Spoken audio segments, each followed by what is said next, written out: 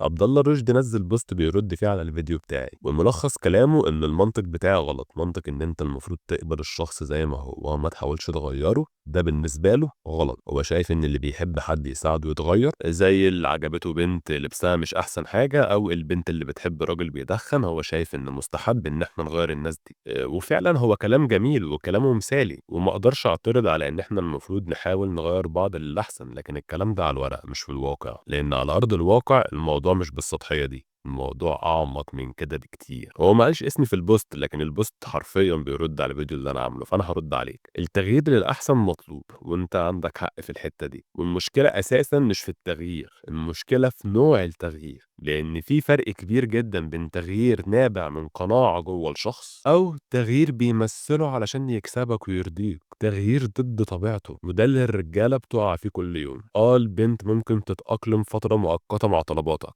بس ده مش تغيير، ده هدنه. ومع اول خلاف الهدنه بتنتهي ومعدنها الحقيقي بيظهر. والدليل على كلامي ده من قصتك انت شخصيا. مراتك قبل الجواز كانت بشعرها، وبعد الجواز منقبة، وبعد الانفصال منقبة. ده يدل على ان النقاب كان قناعة داخلية، مش حاجة بتعملها عشان بس ترضيك.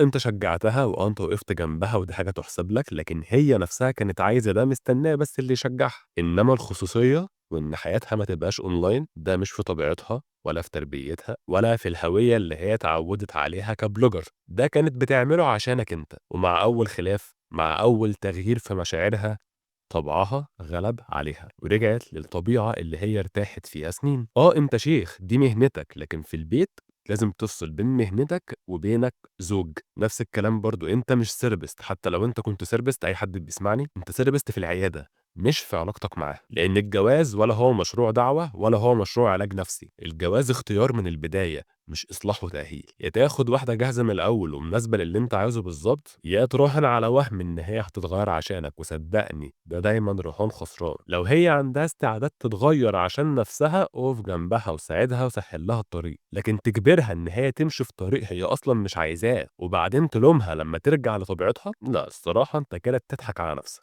لان اللي هيتغير عشانك هيتغير ضدك مع اول خلاف. فاختار صح من الاول، عشان ما يبقاش فيه وجع قلب، عشان ما يبقاش فيه صراع، وعشان ما يبقاش فيه فضايح. واعمل لي فولو، عشان مش هتلاقي حد يقول لك الكلام ده بالصراحة دي بالمنظر ده غيري.